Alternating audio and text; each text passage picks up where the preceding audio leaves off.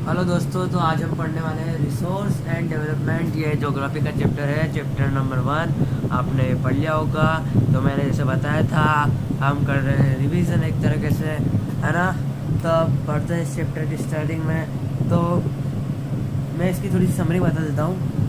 देखो, इसमें अपन रिसोर्स और डेवलपमेंट दोनों के बारे में पढ़ेंगे जो चैप्टर में बताया गया है ना।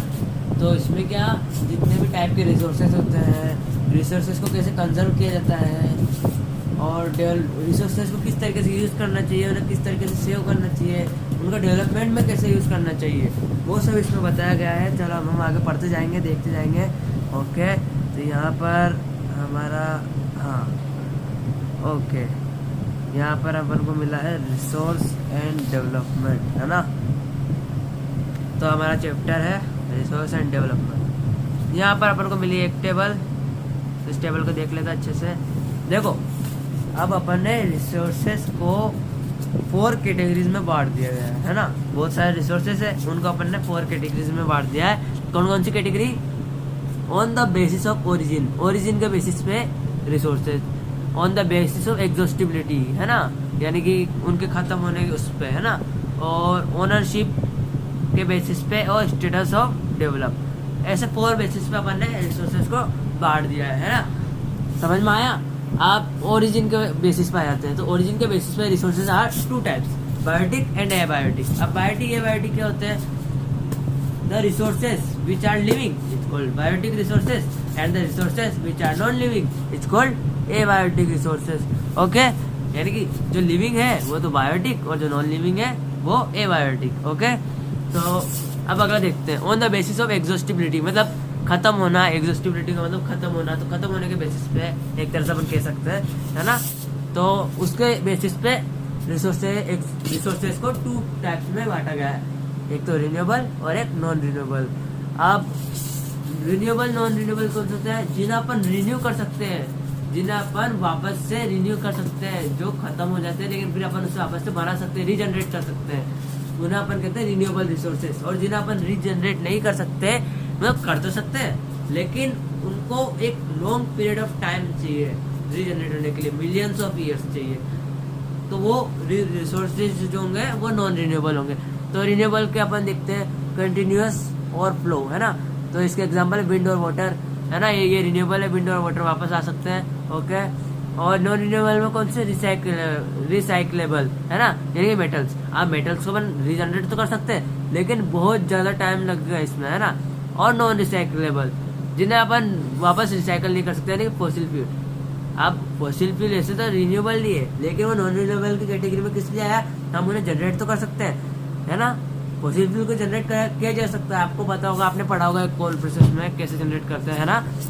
तो उन्हें जनरेट तो कर सकते हैं लेकिन मिलियंस ऑफ ईयर्स लगते हैं। कितने? मिलियंस ऑफ ईयर्स लगते हैं। इसीलिए अपन ने इसे नॉन रिन्यूएबल की कैटेगरी में डाला है। और अगर आपके क्वेश्चन आ जाए कि why fossil fuel is non renewable resource on the basis of exhaustibility, तो इसका आंसर होगा because fossil fuels takes millions of year to formed, है ना।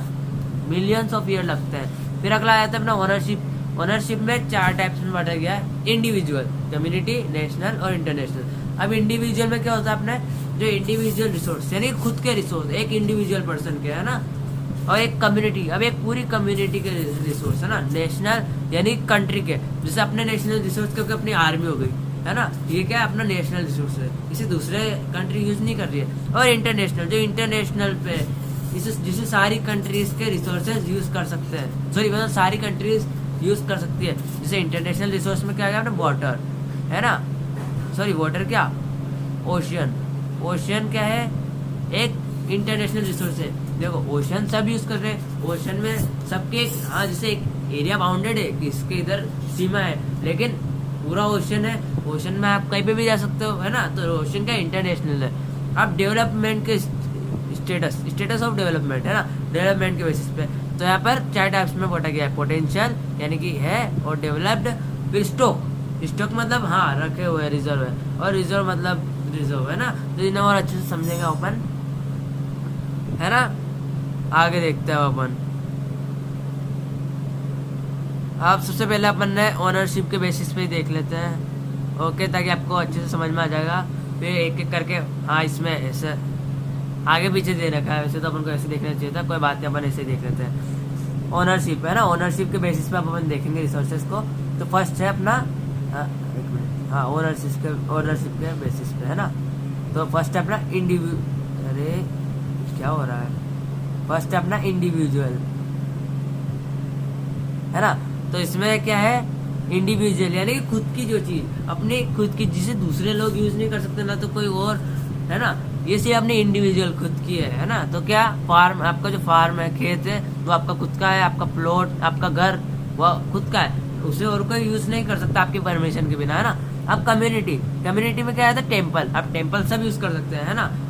सारे रिलीजन यूज कर सकते हैं टेम्पल, है ना, उनके हिसाब से, बाकी तो यूज कर ही रहे हैं। तो टेम्पल किसी इंडिविजुअल का नहीं है, सबका है ना। फिर पार्क, आप ये भी नहीं कह सकते कि पार्क मेरा है ना। आप पता चले कि सबका है पार्क, है ना। तो ऐसा भी नहीं कह सकते आप कि पार्क सिर्फ मेरा है, इसके अलावा कोई अंदर नहीं आएगा मेरे पार्क में, है ना। तो ये कम्युनिटी का है, सबका है मतलब, है ना। इसमें कोई ऐसा भेदभाव नहीं है ना। प्लेग्राउंड और एटसेट्रा एटसेट्रा, है ना।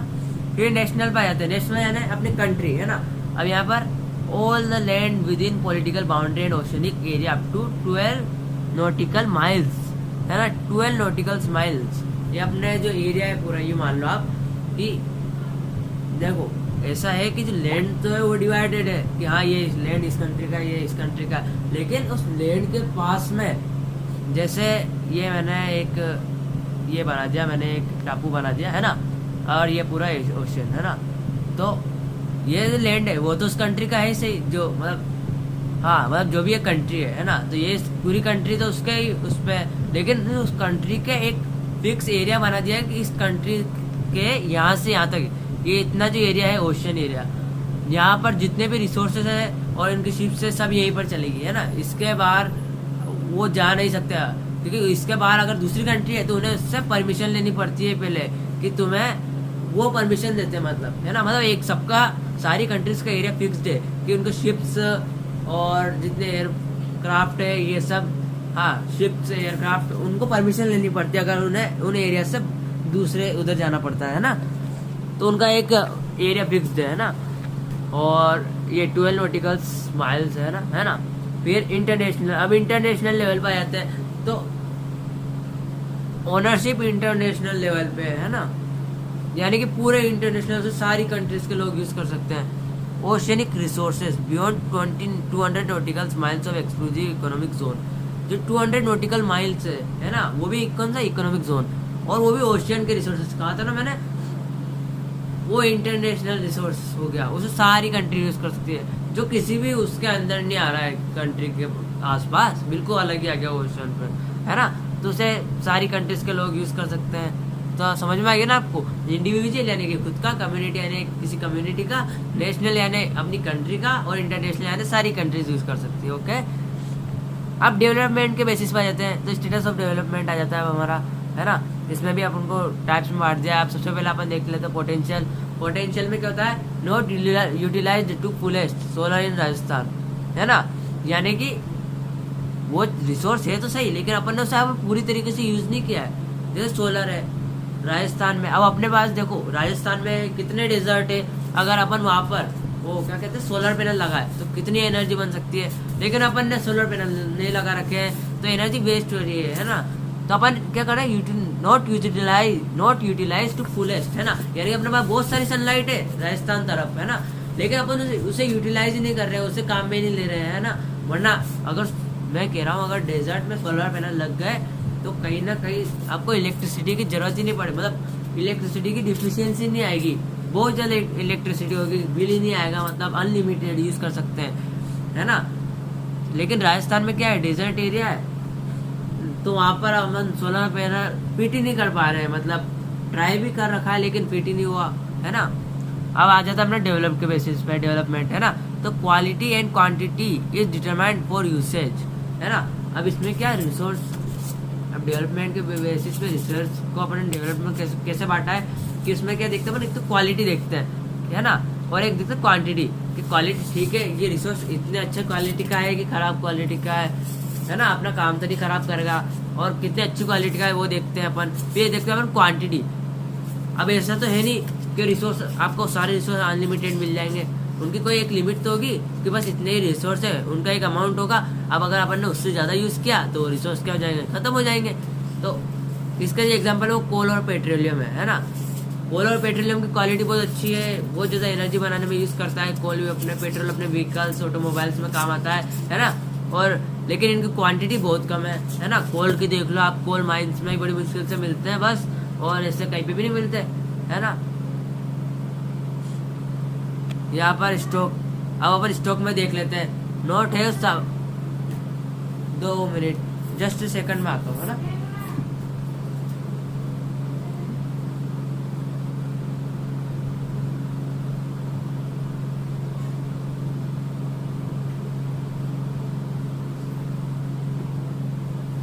हाँ, तो मैं क्या कह रहा था, स्टॉक में कहता है नॉट है सफिशिएंट टेक्नोलॉजी फॉर यूटिलाइजेशन, यानी कि अपने पास सब कुछ है ना, लेकिन वो टेक्नोलॉजी नहीं है जिससे अपन उस रिसोर्स को यूटिलाइज कर सके, है ना। जैसे किसी जगह बहुत सारा पानी है ना, डैम है, अब अपने पास थर्मल पावर प्लांट नहीं है या फिर और कोई ऐसी टेक्नोलॉजी नहीं है जिससे अपन बहुत सारी इलेक्ट्रिसिटी बना सके, है ना। अपने पास रिसोर्स तो अवेलेबल है, लेकिन अपन उसे, अपने पास वो टेक्नोलॉजी नहीं है जिसकी वजह से अपन उसे क्या करें, यूटिलाइज कर सके, है ना। जैसे यहाँ पर देखो, है ना, H2O has 2 essential gases, H2 and O2, यानी कि H2 है ना वाटर, है ना। वाटर में 2 गैसेस होती है, आपने पढ़ा होगा केमिस्ट्री में, हाइड्रोजन गैस और oxygen gas. But we can't separate them with current technology. अब अपने पास जो टेक्नोलॉजी है उससे अपन हाइड्रोजन और ऑक्सीजन अलग नहीं कर सकते, वरना देखो कितनी अच्छी बात रहती। अपनी अर्थ पे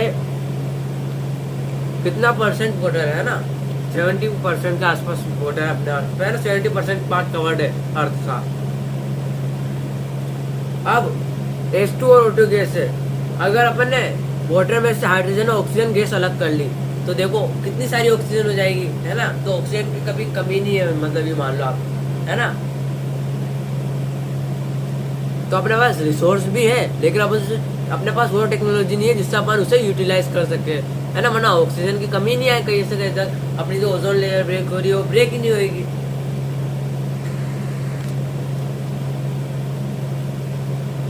अब आते reserve, can be used with present technology but is kept for future, है ना। अब अपने पास वो टेक्नोलॉजी तो है जिससे अपन उन्हें यूज कर सकते हैं, पर अपन ने क्या करा है, उन्हें रिजर्व कर रखा फ्यूचर के लिए, क्योंकि फ्यूचर में फिर वो खत्म हो जाएंगे। जैसे फॉरेस्ट है, डैम है, वाटर है। और जैसे डैम में पानी स्टोर करते हैं, अब स्टोर क्यों करते हैं, यूज करो, इसलिए यूज नहीं करते क्योंकि जब बहुत ज्यादा अकाल पड़ जाता है तब डैम से तो पानी आता है ना। अब अगर डैम का पानी यूज करने लग जाएंगे तो पानी की कमी होगी, फिर क्या करेंगे, है ना। तो डैम में क्या करते हैं, वैसे भी आपको याद होगा कि डैम में अपन पानी का स्टोर करके रखते हैं ना। तो इसलिए ताकि अभी तो स्टोर है, इससे इलेक्ट्रिसिटी बन रही है, और जब जरूरत पड़ेगी तो डैम से पानी भी मिल सकता है अपन को, है ना। फिर why do we need development.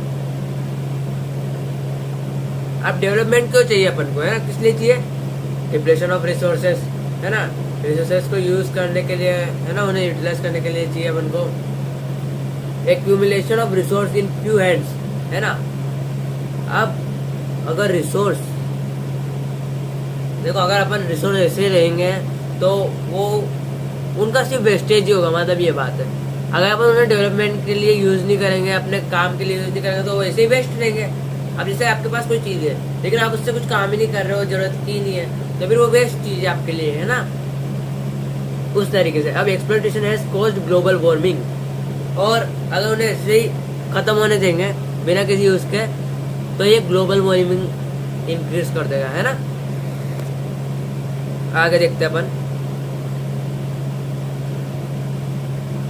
Due to these reason distribution of resource has become essential for a sustained quality of life, यानी कि इन रीजन की वजह से distribution of resource has become essential, यानी कि रिसोर्सेज का डिस्ट्रीब्यूशन करना बहुत जरूरी हो गया है। अब यहाँ पर सबसे मोस्ट इम्पोर्टेंट टॉपिक है, इससे क्वेश्चन जरूर आएगा, मैं कह रहा हूँ इम्पोर्टेंट है ये, इम्पोर्टेंट लगा लेना।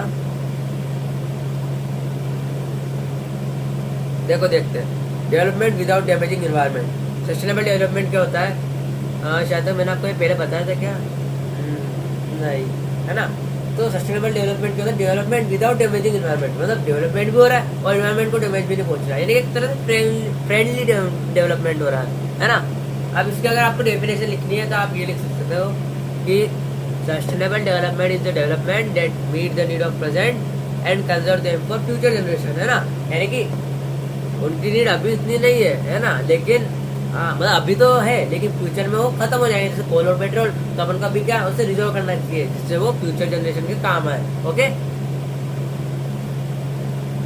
अब रियो अर्थ समिट क्या है?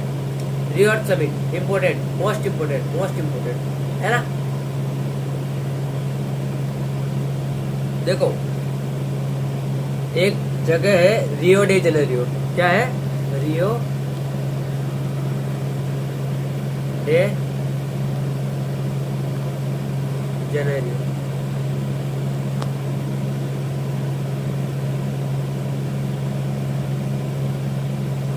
है ना। रियो डे जेनेरियो एक जगह है ब्राजील में, कहा है? ब्राजील में।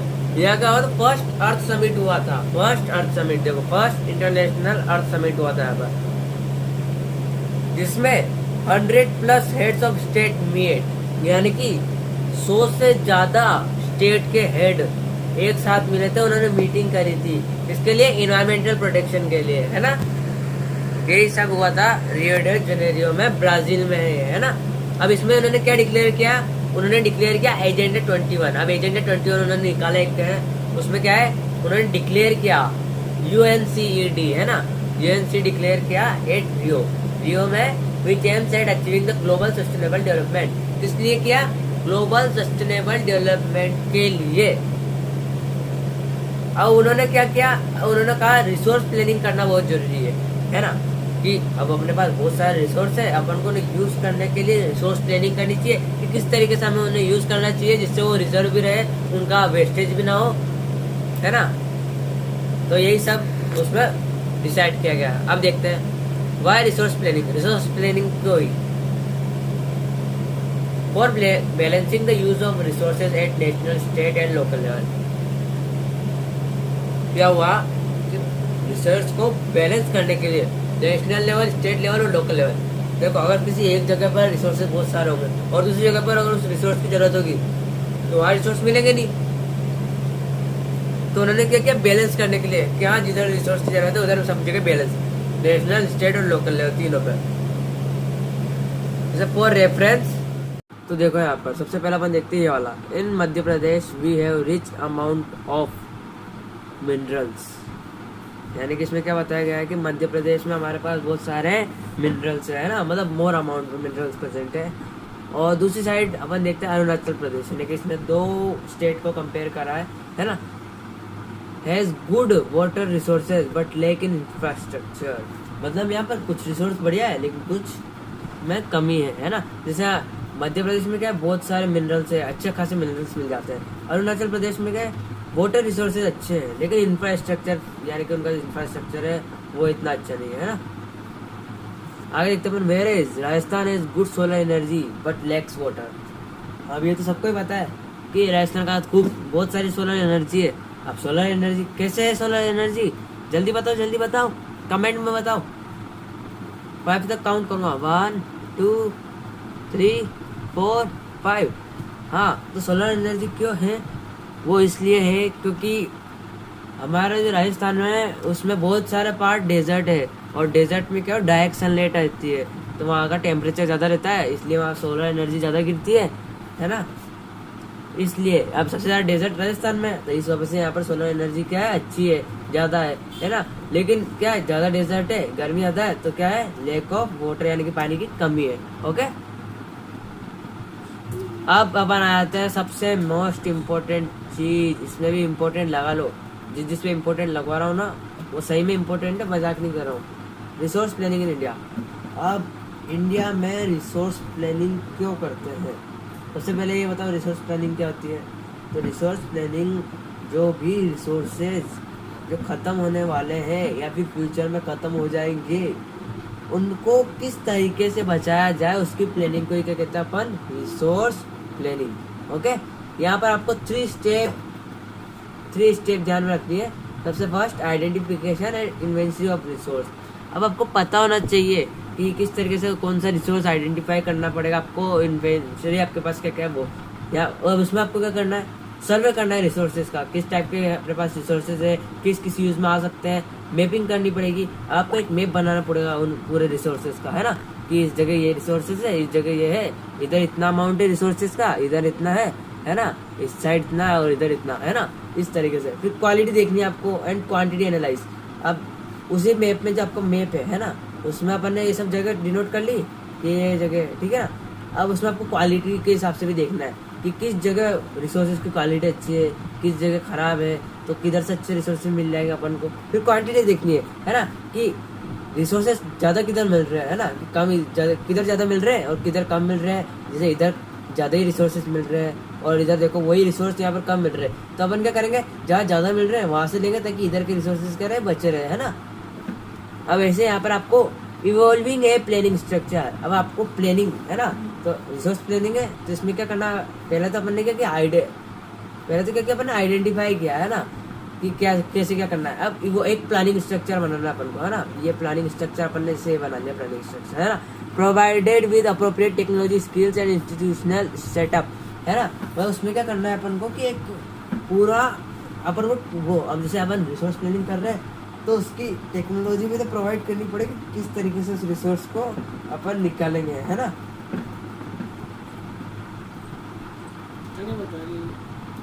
खुद को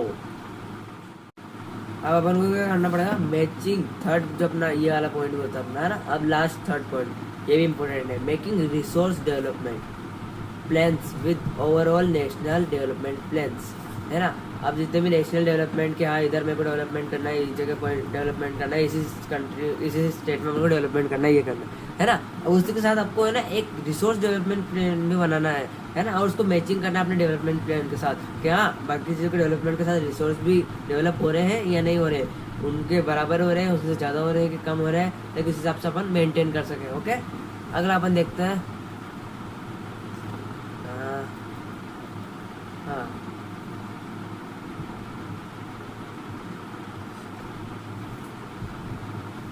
देखो, अब मैं तुम्हें ये नोट्स दे रहा हूँ, ये वीडियो में है, तुम्हें पूरा बनाने की जरूरत नहीं है, इम्पोर्टेंट तुम बना सकते हो।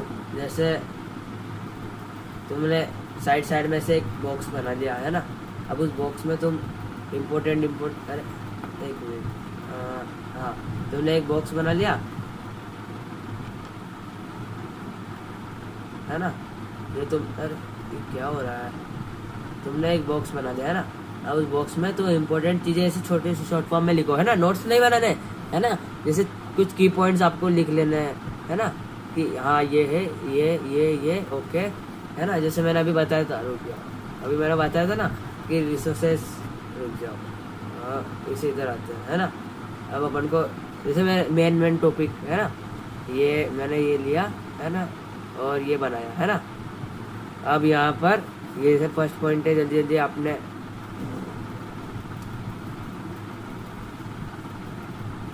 तो आपको जल्दी जल्दी बस ये मेन लिख लेना है, ये है। और उसमें भी क्या है, सर्वे मैपिंग, ऐसे आपको थोड़ा बहुत पूरा नहीं छापना है ना। ऐसा नहीं हो कि आप पूरा ऐसे छापने लग जाओ, छोटे शॉर्ट नोट्स बनाओ ताकि हाँ उन्हें एनालाइज करते आपको पता चल जाएगा कि हाँ बस ये है इस टॉपिक में, है ना।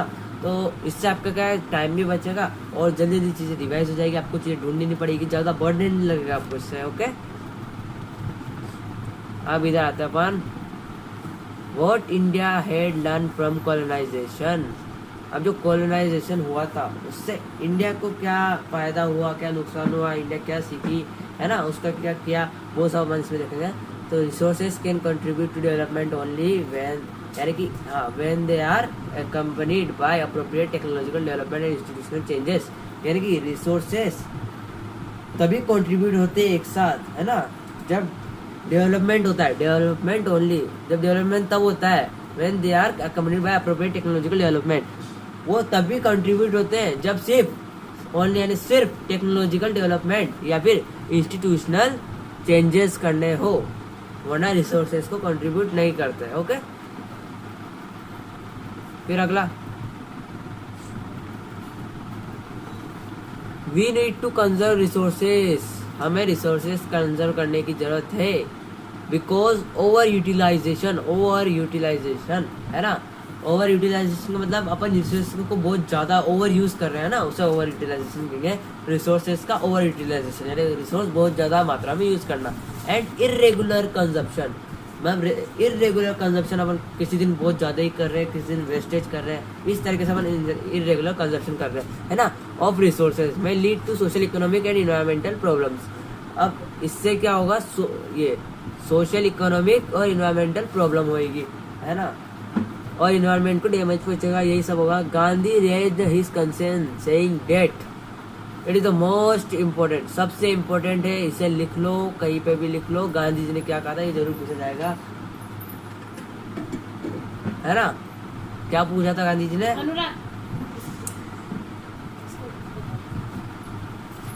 गांधी जी ने बोला था, और ये पूछा जाएगा कि गांधी जी ने कौन सी बात कही थी रिसोर्सेज को कंजर्व करने के लिए, या फिर इस टाइप से। तो क्या कही थी, there is enough for everybody's need but not for anybody's greed. ये लाइन लिखनी पड़ेगी आपको ऐसे कि Gandhi ji said that there is enough for everybody's need but not for anybody's greed. यानी कि गांधी जी ने कहा था कि सबकी जरूरतों के हिसाब से काफी है, लेकिन किसी के लालच के लिए कोई भी चीज काफी नहीं है। मतलब अगर कोई लालची है तो उसके लिए कुछ भी नहीं है, और अगर कोई जरूरतमंद है ना, तो उसके लिए जो भी है वो काफी है ना। क्योंकि जो लालची है उसको क्या, वो कभी संतुष्ट नहीं होता, उससे हमेशा चाहिए होता है कि हाँ अगर ये मिल गया तो उसके बाद उसे अगली चीज चाहिए ऐसे। और जिसे नीड होती है उससे बस ये रहता है कि हाँ मुझे ये चीज मिले, मैं इसमें ठीक हूँ, ओके, है ना। यहाँ पर अगला है, he blamed greedy man and modern tech for exploitation of resources. उसने ब्लेम किया, है ना, गांधी ने ब्लेम किया ग्रीडी मैन, है ना, ग्रीडी मैन यानी कि लालची व्यक्ति, और मॉडर्न टेक्नोलॉजी जब भी है ना, उनको ब्लेम किया for exploitation of resources, exploitation of resource ज़्यादा वेस्ट होने की। हाँ ये बात बिल्कुल सही है। देखो जितनी ज़्यादा टेक्नोलॉजी बढ़ी तो उससे क्या रिसोर्सेज का वेस्टेज भी हुआ उन्हीं टेक्नोलॉजी को डेवलप करने में भी। तो एक तरह से ये चीज़ भी बिल्कुल सही है, ओके। फिर आता है हमारा लैंड रिसोर्सेज, इससे भी क्वेश्चन जरूर आएगा, है ना, लैंड रिसोर्सेज। तो it is important because most of activities are depend on land. It is important because most of our activities are dependent on land, है ना। ये इंपॉर्टेंट है, लैंड रिसोर्सेज सबसे इंपॉर्टेंट है, इससे क्वेश्चन भी आएंगे, है ना। क्योंकि लैंड एक्टिविटी सबसे ज्यादा अपन जो एक्टिविटीज करते हैं लैंड पे करते हैं, जैसे इकोनॉमिक एक्टिविटीज, है ना, ट्रांसपोर्ट, वाइल्ड लाइफ, फार्मिंग, ये सब जो है सबसे इम्पोर्टेंट रिसोर्स क्या अगर पूछे तो कौन सा होगा, लैंड रिसोर्सेज। अब क्यों इम्पोर्टेंट है, क्या क्या यूजेज है लैंड के, ये तो आप बता ही सकते हो। एग्रीकल्चर के लिए यूज होता है ना, एग्रीकल्चर के लिए यूज होता है, और एग्रीकल्चर के लिए यूज होता है, हाउसेस बनाने के लिए यूज होता है, बिल्डिंग्स बनाने के लिए यूज होता है ना, और मैन्युफैक्चरिंग बनाने के लिए भी, हाँ एज ए रॉ मटेरियल, हाँ रॉ मटेरियल के रूप में भी अपन, है ना, लैंड से रिसोर्सेज लेते हैं, तो एज ए रॉ मटेरियल के भी लिए यूज होता है ये रॉ मटेरियल, है ना। तो ये सब अब यहाँ पर अपने पास एक इम्पोर्टेंट चीज आती है,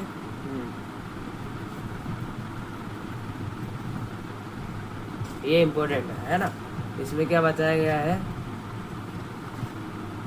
कि अब यहाँ पर इंडिया ने 3 टाइप्स में लैंड को डिवाइड कर दिया, मतलब 3 ऐसे प्लेसेस में, है ना, उन्हें 3 डिवीजन कर दिया, मतलब है ना, 3 पार्ट में, है ना। तो यहाँ पर एक मिस्टेक है, यहाँ पर प्लेन, हाँ प्लेन्स आता है ना, प्लेन, ओके, यहाँ पर प्लेन्स आता, गलत स्पेलिंग मिस्टेक है। तो इंडिया के जो लैंड है उसे 3 पार्ट्स में डिवाइड कर दिया गया है, कौन से, प्लेन्स, माउंटेन और प्लेट्यूज।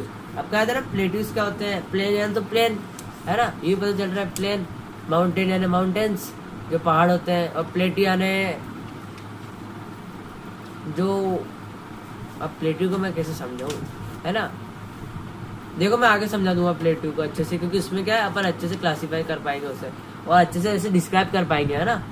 तो जो अपने इंडिया में है अभी, तो आप बस ये समझ लो कौन कितना परसेंट है। तो जो प्लेन्स है वो 43% है, ये क्वेश्चन आ सकता है, और माउंटेन 30% है अपने इंडिया में, और जो प्लेट्यूज है वो 27% है ना। प्लेट्यूज मतलब वो जो जहाँ से मैग्मा और ये सब मिनरल्स, हाँ मिनरल्स, जितने भी मिनरल्स होते हैं ना वो मेन जो यहीं से निकलते हैं, वो मिनरल्स है ना वो है प्लेट्यूज से ही मिलते जितने भी है। प्लेट्यू वो एरिया होता है जहाँ पर सारे मिनरल्स होते हैं ना, अलग अलग टाइप के, और बाकी प्लेन और माउंटेन तो मैंने बता ही दिया। ओके, तो ये इम्पोर्टेंट है। अब अपन ने लैंड यूटिलाइजेशन देखो, it is very important, very very important. इससे क्वेश्चन आएगा 3-4 मार्क्स का आएगा, है ना, ज़्यादा का भी आ सकता है, वैसे ज़्यादा का नहीं आएगा, 2-3-4 ऐसे कुछ आएगा, 3-4। तो इसमें आपको पूछेगा how we utilise the land. अब हम लैंड को यूटिलाइज कैसे करते हैं, तो ऐसे 4 टाइप्स में अपन ऐसे करते हैं 4 चीज़ों के लिए। फॉरेस्ट, अब देखो आपको पता है कि लैंड अधिकतर जो 33% एरिया है या फिर 1/3 एरिया है वो फॉरेस्ट है ना। और land not available for cultivation, अब जो लैंड है ना, बाकी तो जो अपन ने खेती कर दी, कल्टीवेशन कर दिया, और वो लैंड जो अपन ने जिसमें अपन ने खेती की, कल्टीवेशन कुछ भी नहीं किया वो। और फेलो लैंड यानी कि ऐसे खाली पड़े हैं, बंजर पड़े हैं, या फिर नेट जोन एरिया जहाँ साल में 1 या 2 बार खेती करते हैं अपन बस, है ना, वहाँ की कह रहे हैं। तो सबसे पहले अपन देखते हैं land not available for cultivation. यहाँ पर क्या है, permanent pastures and grazing land, वो जो कल्टीवेशन के लिए वहाँ पे क्या करते हैं, ग्रेजिंग करते हैं ना। ग्रेजिंग यानी जैसे वो गायों को या फिर ऐसे बकरियों को चराने ले जाते हैं ना, वो जगह है ना, वहाँ पर ग्रेजिंग करते हैं। या फिर land under miscellaneous tree crops groves not included in sown area, है ना। अब वहाँ पर वो क्रॉप्स उगाते हैं जो सोन एरिया में इंक्लूडेड नहीं होती है। और फिर cultural wasteland in cultivated for more than 5 years। अब वो वेस्टलैंड है ना, जो वेस्टलैंड है लेकिन वो कल्चरेबल है ना, मतलब उन पे अपन खेती कर सकते हैं, लेकिन वो क्या है, इनकल्टिवेटेड फॉर मोर देन 5 years, जिसमें अपन खेती तो कर सकते हैं, लेकिन ये वो लैंड है जो ये 5 या उससे ज़्यादा साल तक ऐसे खाली पड़ा है ना, जिसमें अभी तक अपन ने एक फसल भी नहीं बोई हो, वो इनकल्टिवेटेड है ना। फिर आता है हमारा फेलो लैंड। अब फेलो लैंड क्या होता है, इसमें भी 2 टाइप्स, करंट फेलो लैंड और other than current fellow land. तो सबसे पहले करंट फेलो लैंड देख लेते हैं। तो उसमें क्या है, uncultivated for less than 1 year। अब करंट फेलो लैंड वो लैंड है जो जिसमें अपन ने जो खेत है उसमें अपन ने खेती नहीं की है 1 साल से कम, है ना, मतलब खेती तो की है लेकिन 1 साल से कम खेती की है अपन ने, थोड़ा बहुत 6-7 महीने करी है ना, 1 साल से कम खेती करी है। अब other than current fellow land कौन से है, जो land uncultivated for 1 to 5 years। अब वो लैंड जो बिल्कुल बंजर हो चुका है ना, और जिसमें अपन ने 4-5 साल तक खेती नहीं करी, ऐसा कैसे ही है ना, वो वाला current other than current fellow land. तो इस टाइप से आपको पूछ सकता है वो कि फेलो लैंड के कितने टाइप्स होते हैं, फेलो लैंड क्या होता है ना। फिर उनके टाइप्स में पूछ लेगा करंट फेलो लैंड क्या होता है ना। फिर नेट जोन एरिया, अब इसका क्वेश्चन जरूर आएगा कि नेट जोन एरिया पूछेगा वो, है ना। तो net sown area with crops, है ना, जहाँ अपन वो एरिया जहाँ अपन क्रॉप्स करते हैं, क्रॉप्स उगाते हैं, ठीक है। तो ये इम्पोर्टेंट है, ये पूरी टेबल आपको ये लर्न करनी है। अगर ये आपको याद हो गई तो ये बहुत आसान हो जाएगा आपके लिए ये चैप्टर, क्योंकि इसमें अधिकतर लैंड, ये पूरा टॉपिक है ना बस इसके ही ऊपर है। अगर आपको ये सब याद हो गया ना तो बहुत आसान है आपके लिए लैंड यूटिलाइजेशन। आगे देखते हैं ग्रोस क्रॉप्ड एरिया। अब ग्रोस क्रॉप्ड एरिया क्या होता है, area sown more than once in year, यानी कि वो एरिया जो साल में एक ही बार जिसमें खेती की जाती है उसी का कहता है मन। और प्लस नेट जोन एरिया, और नेट जोन एरिया है ना, नेट जोन एरिया भी मैंने बताया था क्या होता है net sown area, net area sown with crops, वो एरिया जब हम क्रॉप्स उगाते हैं ना, तो नेट जोन एरिया और area sown more than once in year, है ना, तो वो ग्रोस क्रॉप्ड एरिया होता है। अब लैंड यूज पैटर्न आता है अब लैंड को किस तरीके से अपन यूज करते हैं उसका पैटर्न देख लो। डिपेंड्स अपॉन, अब डिपेंड होता है किसमें, फिजिकल फैक्टर और ह्यूमन फैक्टर, 2 टाइप से हो गए इसके ये लैंड, है ना। अब इसका लैंड यूज पैटर्न में कौन से, एक तो फिजिकल और एक ह्यूमन। एक तो क्या अपना फिजिकल,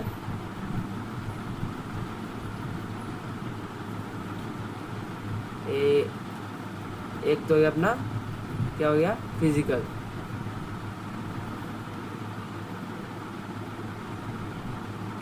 और एक हो गया अपना ह्यूमन फैक्टर, है ना। तो ऐसे अपने 2 फैक्टर्स हो गए। अभी तो देखते हैं अपन फिजिकल फैक्टर के एग्जाम्पल क्या है, ज्योग्राफी, सोइल, क्लाइमेट, ये सब क्या होता है फिजिकल फैक्टर में, है ना, जो मतलब एक तरह से नेचुरल भी कह सकते हैं अपन। और ये पॉपुलेशन डेंसिटी, ये क्या है ह्यूमन फैक्टर, टेक्नोलॉजी। ओके, अब land use pattern in India.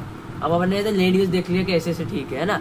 अब land use pattern in India, अब इंडिया में कैसे लैंड यूज होता है ना, तो सबसे पहले तो आपको ये याद होना चाहिए, ये 3 या फिर 2 चीज़ें तो अपन को याद होनी ही चाहिए। ओके, तो जो जोग्राफिकल एरिया है, यानी कि इंडिया का जो टोटल एरिया है वो कितना है, 3.28 मिलियन स्क्वायर किलोमीटर, है ना, यानी कि 3.28 मिलियन स्क्वायर किलोमीटर का जो एरिया है वो अपने इंडिया का है ना। तो उसमें अवेलेबल कितना है, 93%, 93% जो है अवेलेबल है। और नेट जोन एरिया कितना है, 54, यानी कि 93% अवेलेबल, मतलब क्या हुआ कि जहाँ पर अपन वो क्या कर सकते हैं, जो लैंड यूज करने लायक है वो अवेलेबल 93%। अब उसमें से भी नेट जोन एरिया, यानी कि जहाँ अपन खेती कर रहे हैं, जहाँ अपन क्रॉप उगा रहे हैं, वो कितना है, 54% ही है बस, यानी कितना ज़्यादा लैंड ऐसे ही वेस्ट पड़ा है ना। अब यहाँ पर देखते हैं, वेरीज फ्रॉम 80% टू हरियाणा। अब जो नेट सेल एरिया है 54% जहाँ पर खेती हो रही है, उसमें से 80% जो है वो हरियाणा से है, यानी ये भी इम्पोर्टेंट है कि 80% सबसे ज्यादा खेती कहाँ हो रही है, नेट जोन एरिया किसका है, तो हरियाणा का है। किसका है, हरियाणा। और फिर पंजाब में 10%, और फिर अरुणाचल प्रदेश एंड मिजोरम इनमें है ना। तो ये क्वेश्चन पूछ सकता है आपसे। अब आता है अपना फॉरेस्ट एरिया। अब ये देखो, ये टॉपिक मैं बता रहा हूँ इम्पोर्टेंट है, मोस्ट इम्पोर्टेंट है, इससे क्वेश्चन आएगा और किसी से आए ना आए, फॉरेस्ट पॉलिसी आपसे जरूर पूछेगा, है ना। तो ये भी इम्पोर्टेंट है। तो मैंने जो इम्पोर्टेंट बताया ना, देखो वो आएगा आपके पीरियडिक टेस्ट में भी आएगा, हाफ ईयरली में भी आएगा, बोर्ड में भी आएगा। ओके, तो यहाँ पर 33% is desirable area according to national forest policy 1952। इसमें क्या बताया गया है, सरकार ने ये बताया है कि ये 33% एरिया होगा लैंड का, वो किसके लिए होगा, फॉरेस्ट के लिए, यानी कि जो फॉरेस्ट का एरिया कितना होना चाहिए, 33% होना चाहिए, है ना। कितना होना चाहिए, 33। एक मिनट, इसमें एक चीज और थी, नहीं अभी तो इसमें नहीं है। हाँ, तो 33% इसमें होना चाहिए।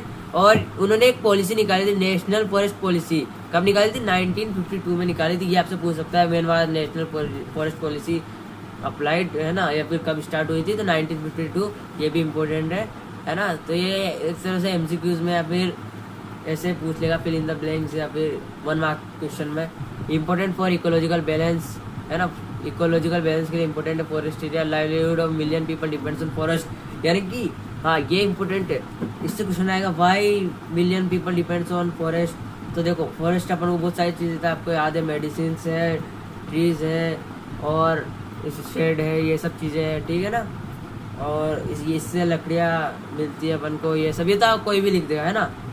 तो और ये क्या है, इसमें एक चीज़ आप लिख सकते हो, अच्छा है ये, थोड़ा आपका एग्जामिनर के ऊपर इम्प्रेशन, हाँ, इन्विलिगेटर, अरे सॉरी इन्विलिगेटर के ऊपर इम्प्रेशन बनाया। ट्राइबल्स लिविंग, है ना। तो ये क्या, ये जो फॉरेस्ट एरिया है, यहाँ पर सबसे ज्यादा कौन रहते हैं, ट्राइबल्स लोग रहते हैं। तो ये उनकी एक जगह है, the forest is the home of tribals, है ना। तो यहाँ पर ट्राइबल्स रहते हैं, है ना। ट्राइबल आपको पता ही होगा, वो जातियाँ जो है ना, जो शहर में नहीं रहती, और वो बिल्कुल सारी जातियों से दूर और जंगल में रहती है ना। अब ठीक है, अब आता है वेस्टलैंड, है ना। वेस्टलैंड या थोड़ा सा है, तो वेस्टलैंड क्या होता है, rocky desert and arid area. Wasteland यानी कि ये डेजर्ट, अब देखो डेजर्ट है, बहुत एरिया है, डेजर्ट का बहुत एरिया है, जैसे अपने राजस्थान में देख लो, लेकिन वो वेस्टलैंड है, कुछ नहीं उसमें, ना कुछ खेती करी, ना कुछ अपन ने यहाँ पर मैन्युफैक्चरिंग करी, ना कुछ इंफ्रास्ट्रक्चर अपन ने यहाँ पर बनाया। रोकरी प्लेस है, एरिड एरिया है ना, वहाँ पर भी अपन ने कुछ नहीं किया। तो ये वेस्टलैंड है, यहाँ पर जैसे ना तो अपन क्रॉप उगा सकते हैं, ना कुछ कर सकते हैं। और कॉज ऑफ लैंड डिग्रेडेशन, अब ये जिससे कहते हैं लैंड डिग्रेडेशन, है ना। तो लैंड डिग्रेडेशन के कॉज क्या है, 95% of basic need are obtained from land. और सबसे ज्यादा 95% नीड का की है, लैंड की है, क्योंकि लैंड पे तो अपन रह रहे हैं, है ना। वाटर में नहीं रह रहे, किस पे रह रहे हैं, लैंड पे। जो जितने भी रिसोर्सेज है सब अधिकतर सबसे ज्यादा किससे मिल रहे हैं, लैंड से। तो 95% अपनी नीड कहाँ से, लैंड पे। ह्यूमन एक्टिविटीज, अब ह्यूमन एक्टिविटीज की वजह से लैंड डिग्रेडेशन हो रहा है, हाँ। माइनिंग, और जैसे माइनिंग है ना, और भी मैं बताता हूँ आपको, कटिंग ऑफ ट्रीज, माइनिंग और डिफोरेस्टेशन, ओवर ग्रेजिंग, है ना, और ओवर इरिगेशन, इन सब के वजह से क्या लैंड डिग्रेडेशन। देखो अगर आपसे पूछे कॉजेज ऑफ लैंड डिग्रेडेशन, तो ये सब तो ठीक है, लेकिन आपको और अच्छे से मैं बता देता हूँ। इधर रुक गया ना, हाँ इधर मैं आपको एक एक करके फर्स्ट पॉइंट बता देता हूँ, है ना, इधर बता रहा हूँ मैं आपको। ये लिख दोगे ना आप अगर कॉजेज ऑफ लैंड डिग्रेडेशन में, तो आपका काम हो जाएगा फुल में से फुल मार्क्स। डिफोरेस्टेशन, जगह ही नहीं बची, डिफोरेस्टेशन। और क्या है, ओवर ग्रेजिंग। ओवर ग्रेजिंग यानी कि जो अपन ग्रेजिंग करते हैं ना जानवरों को, अपन नहीं करते, मतलब जानवर को ले जाते हैं अपन चराने के लिए, अगर ज़्यादा चल लेते हैं वो, है ना, उस जगह पे, तो फिर वहाँ पर क्रॉप्स नहीं उगा सकते अपन, है ना। और फिर थर्ड क्या है अपना माइनिंग। अब माइनिंग करते हैं अपन, ज़्यादा माइनिंग की वजह से भी क्या होता है कि वो फिर लैंड किसी काम करने वहाँ अपन फिर प्लांट्स ग्रो नहीं कर सकते। ओवर इरिगेशन, अगर अपन ज़रूरत से ज़्यादा पौधों को पानी पिलाते तो वो किसी काम के नहीं रहते हैं, और वो ज़मीन भी ऐसी हो जाती है ख़राब सी, है ना। तो ओवर इरिगेशन, तो ये है कुछ, ये है कॉजेज ऑफ लैंड डिग्रेडेशन। अब देखो ये पॉइंट्स याद रखने से अच्छा अगर आप ये लिख दोगे 4 छोटे छोटे, तो आपका काम हो जाएगा, फुल में से फुल मार्क्स मिलेंगे, कोई नंबर नहीं काटेगा, कम नंबर नहीं मिलेंगे। ये 4 पॉइंट्स लिख देना बस, ओके। तो ये भी चलो, ये तो है ही सही, में ये भी समझा देता हूँ। इसमें क्या है, 95% of basic needs are obtained from land. तो देखो 95% नीड क्या है, अपनी बेसिक नीड क्या है, लैंड से पूरी होती है। ह्यूमन एक्टिविटीज़ और mining cause deforestation and dust of to atmosphere. हाँ, माइनिंग से क्या होता है, डिफोरेस्टेशन होता है, और एटमोसफियर में डस्ट होती है। Industrial waste is responsible for land and water pollution, है ना। इंडस्ट्रियल, जो इंडस्ट्रीज से वेस्ट निकलता है, वेस्ट मटेरियल, वो लैंड और वाटर को क्या करता है, पोल्यूट करता है। वैसे मैं आपको ये सजेस्ट करता हूँ, अगर आप ये 4 पॉइंट्स लिख दोगे तो फुल मार्क्स है। ये थोड़ा बड़े पॉइंट्स आपको याद रखने में दिक्कत हो सकती है, आपकी मर्जी। आपको अगर ये याद हो जाए तो बढ़िया है, और ये है तो और भी बढ़िया है, ठीक है। नीचे देखते हैं अपन, टोटल डिग्रेडेटेड एरिया 130 मिलियन हेक्टेयर। तो टोटल जो डिग्रेडेटेड एरिया है ना, यूज में आ रहा, वो 130 मिलियन हेक्टेयर में है। हेक्टेयर आपको याद ही होगा, है ना, यूनिट है। 28% क्या है, फॉरेस्ट डिग्रेडेटेड, 28% फॉरेस्ट का है, और 56 वाटर एंड रोडेड। अब देखो 56 एरिया उसमें वाटर का ही है ना। अब यहाँ पर देखता हूँ सॉल्यूशन ऑफ लैंड डिग्रेडेशन। अब देखो अपन ने देख लिया किस किस वजह से लैंड डिग्रेडेशन हो रहा है ना, अपन ने सब देख लिया। अब इसका सॉल्यूशन क्या है, तो इसका सॉल्यूशन क्या है, या फिर सॉल्यूशन, या तो आप इसे सॉल्यूशन कह लो, या फिर आप कह सकते हो इसे conservation method from land degradation, है ना। तो वो कंजर्वेशन मेथड क्या क्या है, तो वो है एफोरेस्टेशन। एक तो होता है डिफोरेस्टेशन, यानी कि पेड़ों को काटना। एफोरेस्टेशन यानी ट्री प्लांटिंग, पेड़ उगाना, है ना, छोटे छोटे पेड़ लगाना, जिससे क्या है, अच्छा, जिससे क्या है, अगर वो कटिंग, जो भी पेड़ कटे हुए हैं उनकी जगह अगर आप अच्छे से बहुत सारे पौधे उगाओगे तो लैंड डिग्रेडेशन और कम होएगा। प्रॉपर मैनेजमेंट ऑफ ग्रेजिंग, अब ऐसे हर जगह ग्रेजिंग मत करो, है ना, जिससे लैंड खराब होए। एक प्रॉपर एक एरिया बनाओ कि हाँ इस एरिया में जाके आप अपने जानवरों को चरा सकते हो, एक पूरा एरिया है फिक्स कि यहाँ पर आप ग्रेजिंग कर सकते हो, है ना। प्लांटिंग शेल्टर बेल्ट, अब आप क्या करो, शेल्टर बेल्ट बनाओ, ओके। फिर मैनेजमेंट ऑफ वेस्टलैंड, अब हर जगह, देखो जहाँ आपने भी देखा होगा आपके आसपास में अगर कोई जैसे जमीन है ना, जैसे कोई खाली प्लॉट ही देख लो, है ना, ये प्लॉट है आपका, है ना। अब यहाँ पर जैसे कोई नहीं रह रहा है, थोड़ा बहुत कंस्ट्रक्शन हुआ और बस ऐसा कैसे, ना तो कुछ कंस्ट्रक्शन हो रहा है ना कुछ हो रहा है ना, तो यहाँ पर क्या लोग कचरा फेंकने लग जाते हैं, कचरा फेंकने लगे, जो भी फालतू चीज़ें वो ऐसे पूरा जमा हो जाता है, और फिर एकदम से पूरी चीज़ें बदबू आने लग जाती है, ये सब होने लग जाता है, ओके। तो ये वेस्ट लैंड हो जाता है, फिर इसे अपन एक तरह से वेस्ट लैंड कहते हैं। तो इसका मैनेजमेंट करना चाहिए, है ना, उन्हें बैरियर बनाना चाहिए, और उन्हें रूल्स, उन्हें क्या वेस्ट लैंड का मैनेजमेंट करना चाहिए, मतलब वेस्ट लैंड को भी किसी न किसी तरीके से यूज़ करना चाहिए। या फिर जो मैदान खाली पड़े हैं ये सब, फिर कंट्रोल माइनिंग एक्टिविटीज़, अब माइनिंग एक्टिविटीज़ को कंट्रोल करना चाहिए, और माइनिंग नहीं करनी चाहिए, ज़्यादा माइनिंग नहीं, और जिन जगह पर ज़रूरत है उन्हीं जगह पर करो, और एक्स्ट्रा मिनरल्स मत निकालो, है ना। Proper discharge of industrial waste, अब इंडस्ट्रियल वेस्ट, जो इंडस्ट्रियल से वेस्ट आ रहा है जो पोल्यूट कर रहा है इतना, उसका भी प्रॉपर डिस्चार्ज करो, उन्हें निकालो, लेकिन इस तरीके से निकालो कि इन्वायरमेंट को पॉल्यूट ना करे। ओके, तो ये सब था। अब लेयर्स ऑफ सोइल, तो यहाँ पर ऐसे ये अपना प्लांट है ना, ये अपना प्लांट। अब यार मेरी ड्राइंग तो खराब है,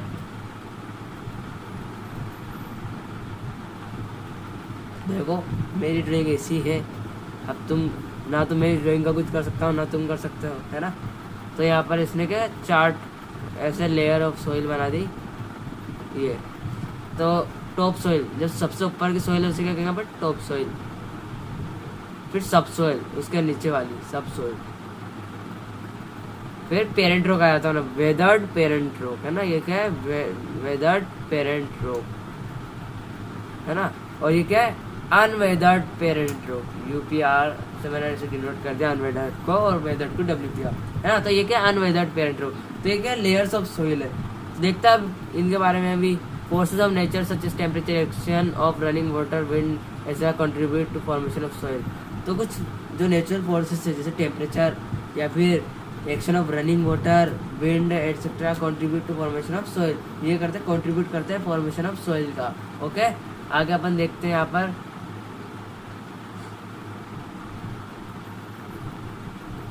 तो रुक जाते अपन देख लेते हैं ना कितना है चैप्टर अपना, बहुत है अभी तो, ज़्यादा बड़ा भी अपन नहीं करेंगे।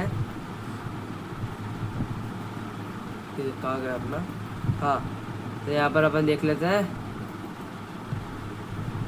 एलिवियल सोइल, देख लेते हैं सबसे पहले अपन एलिवियल सोइल। अब एलिवियल सोइल क्या होती है, सबसे मोस्ट फर्टाइल सोइल होती है ये, है ना। जो एलिवियल सोइल होती है, it is the most fertile soil. और जैसे इसके फीचर्स में बता देता हूँ, ये क्या होती है, सबसे ज़्यादा फर्टाइल होती है, फर्टाइल सोइल।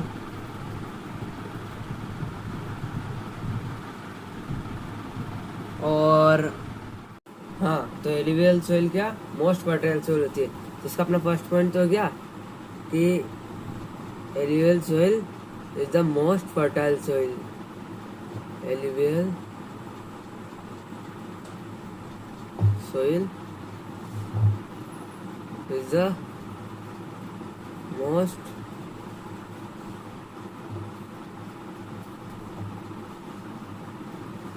fertile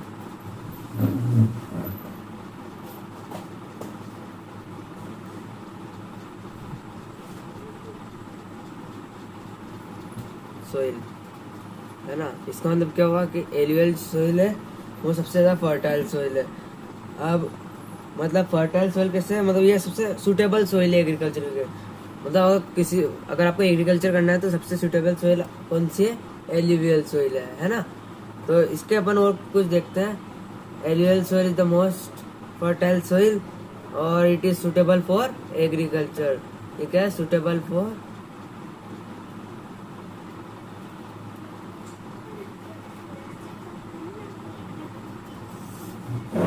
agriculture.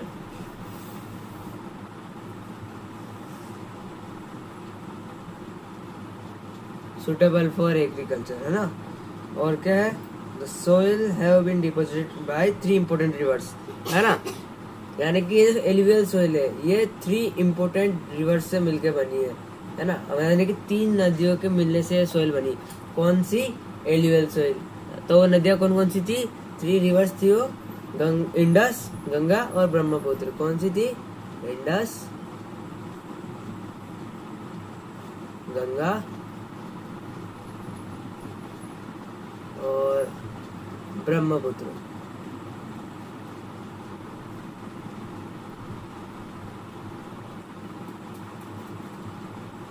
तो इंडस, गंगा, ब्रह्मपुत्र, ये जो 3 मेन है रिवर, जिसकी वजह से क्या फॉर्म हुई है, एलिवियल सोइल।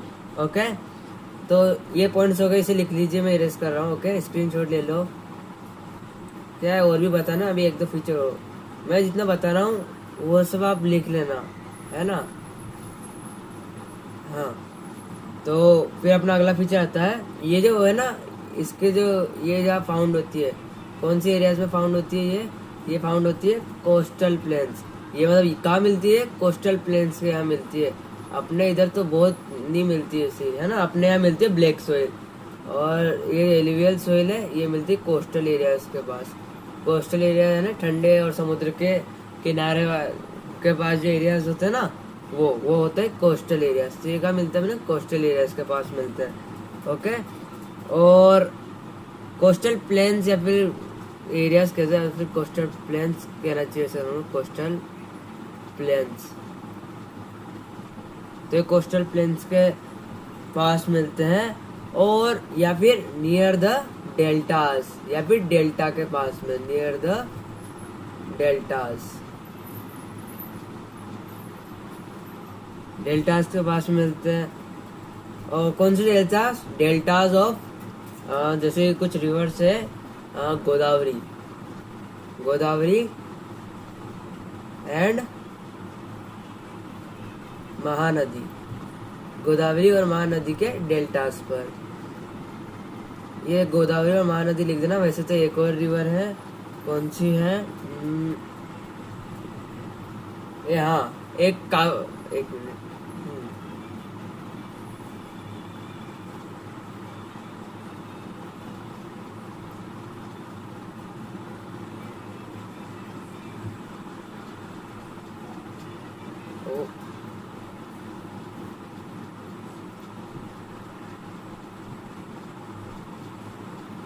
हाँ एक मिनट,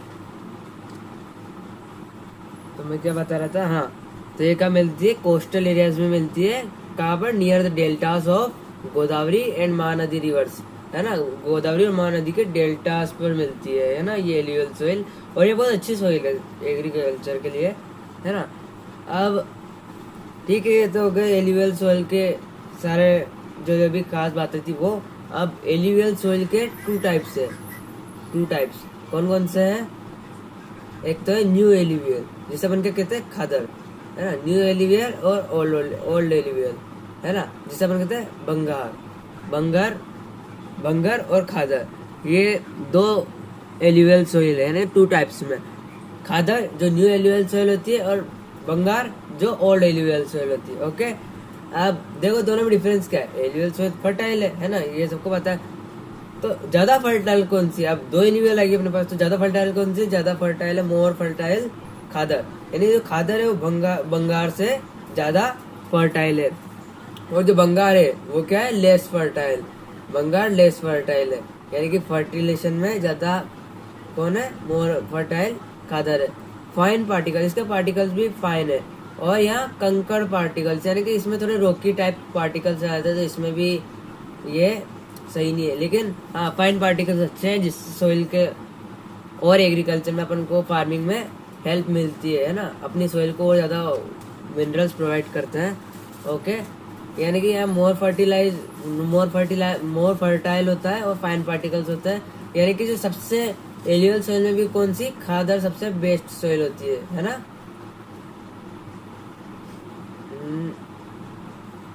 अब एक मिनट, आप इसे अच्छे से पढ़ लो, मैं इसे एरेज कर देता हूँ।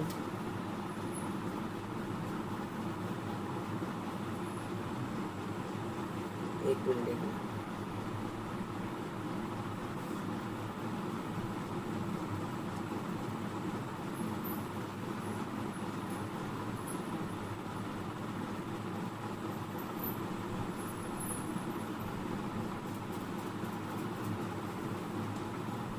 हाँ, एक इधर का भी कर देता हूँ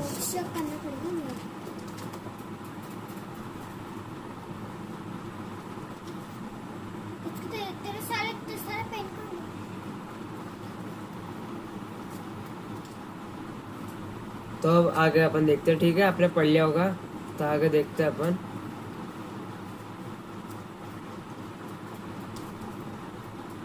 तो ये एलुवियल सोइल है, ये क्या है? Most इंटरस्प्रेड in India. ओ, ज्यादा ही हो गया।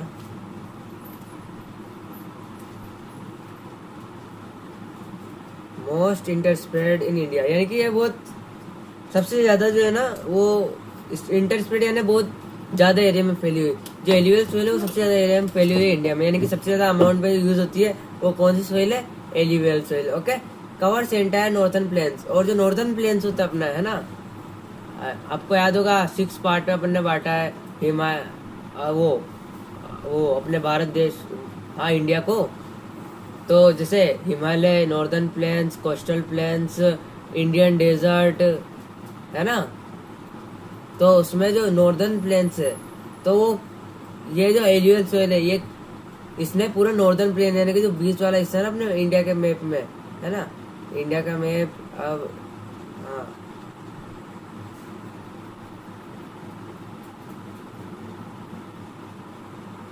अब मुझे बनाना तो नहीं आता, हाँ ऐसे ही कुछ है। ओके, तो ये जो मोस्टली ये वाला पार्ट जो है ना, ये यहाँ पर एलिवेल सोइल ही है। जो ये वाला पार्ट क्या नॉर्थन प्लेन्स होता है अपना बीच का, तो यहाँ पर क्या है एलिवेल सोइल है। Okay, deposited bye Himalayan river. और ये कैसे हुई है, हिमालयन रिवर की वजह से ये एलुवियल सोइल फॉर्म हुई है। अब हिमालय का है यहाँ इस वाले पॉइंट पर क्या है हिमालय, यहाँ तो अपना हिमालय है ना।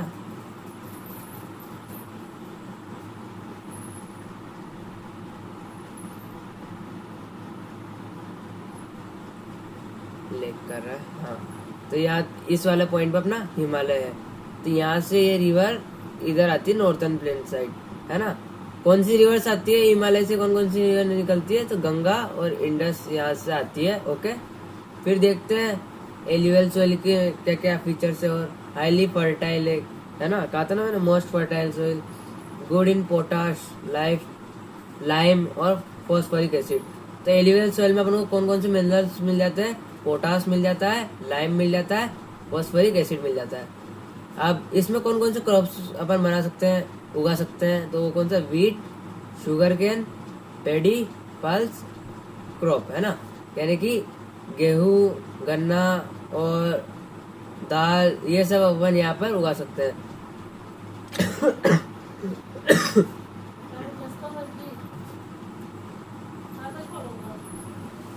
सच soil is common Duars, Chos and Terai, है ना।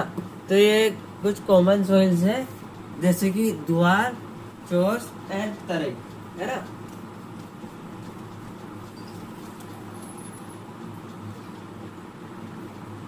तो आगे बढ़ते हैं अपन। ठीक है, इतना समझ में आ गया। खादर का अपन ने देख लिया, खादर ये मोर फर्टाइल, ये फाइन पार्टिकल्स, लेस फर्टाइल और कंकर पार्टिकल, है ना, डिफरेंस आ सकता है।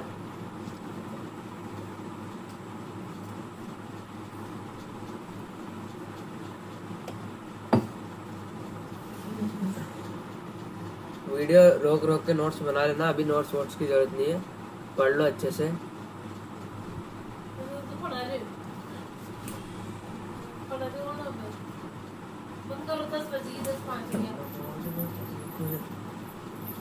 अब आती है ब्लैक सोइल।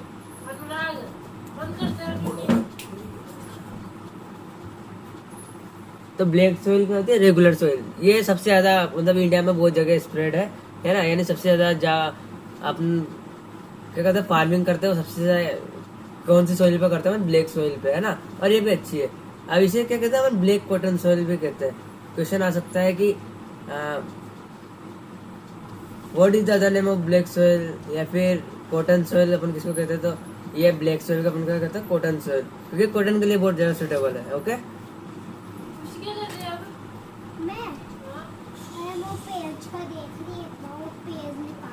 इधर Deccan trap region of Deccan plateau, ये क्या डेक्कन प्लेट्यू पर मिलती है, मालवा पे मिलती है और एमपी में मिल जाती है और छत्तीसगढ़ में भी, है ना। इन एरियाज पे अपन को ये मिल जाती है ब्लैक सोइल। लावा फ्लोज, है ना, मेड ऑफ लावा फ्लोज, जो लावा रहता है उससे बनती है ये।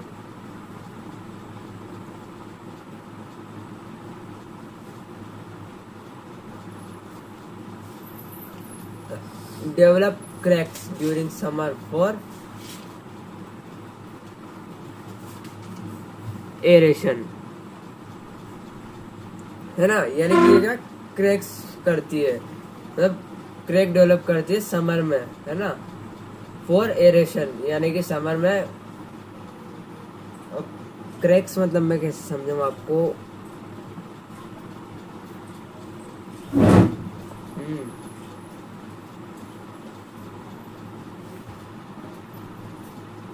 जैसे क्रैक्स मतलब अपन कह सकते हैं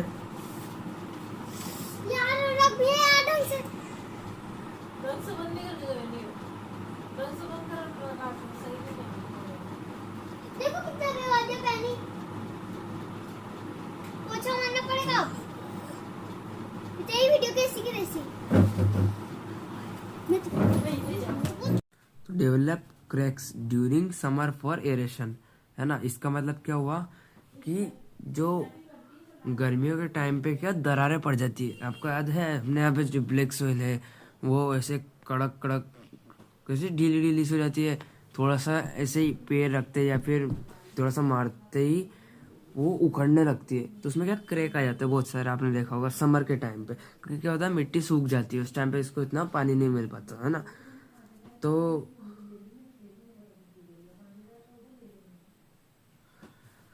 ये क्या है, ये सिर्फ ब्लैक सॉइल में होता है ना। वैसे अधिकतर, हाँ अधिकतर ब्लैक सॉइल में होता है। तो clay particles high moisture hold capacity, black soil के पास क्या होती है, क्ले पार्टिकल्स होते हैं, है ना। और हाई मॉइस्चर होता है, होल्ड कैपेसिटी अच्छी होती है, यानी कि ये प्लांट्स को अच्छे से होल्ड कर रखती है। Rich in CaCO3 calcium carbonate, इसके अंदर क्या होता है, कैल्शियम कार्बोनेट होता है, मैग्नीज, है ना, मैग्नीशियम होता है, पोटाश होता है और लाइम होता है। पुअर इन फॉस्फोरस कंटेंट, तो इसके अंदर क्या होता है, फॉस्फोरस कम है। और ये किसके लिए, बेस्ट फॉर कॉटन। तो जो ब्लैक सोइल है वो कॉटन के लिए बेस्ट है। तो एक क्वेश्चन आपको यहाँ से बन सकता है, which soil is best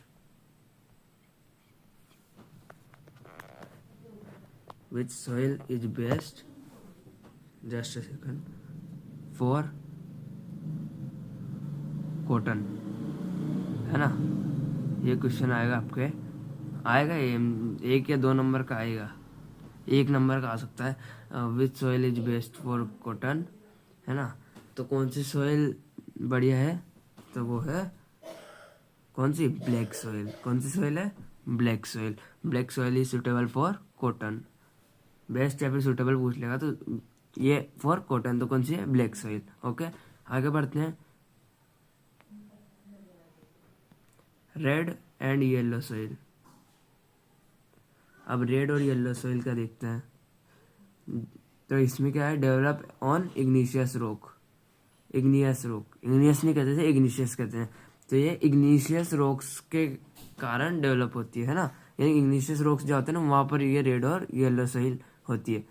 low rainfall area, एक मिनट,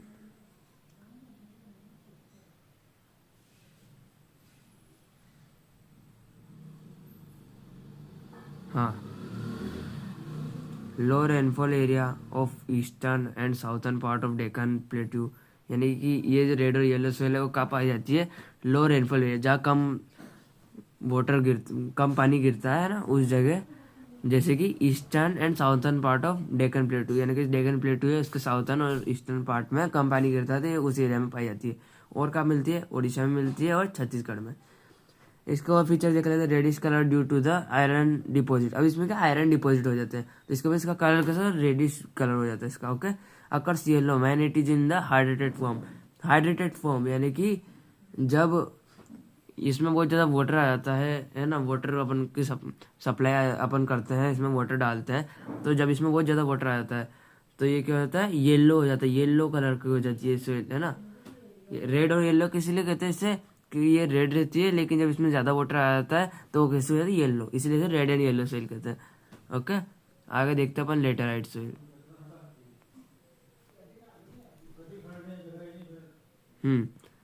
लेटेराइट सोइल। तो लेटेराइट सोइल क्या होती है, tropical sub tropical region with alternate wet and dry season, यानी कि लेटेराइट सोइल कहाँ पाई जाती है, ट्रॉपिकल या फिर सब ट्रॉपिकल एरिया रीजन, है ना।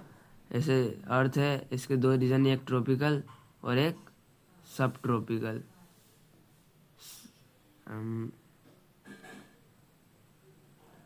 एक क्या है, ट्रॉपिकल और दूसरा सब ट्रॉपिकल, ठीक है ना। तो एक तो ट्रॉपिकल और एक है सब ट्रॉपिकल।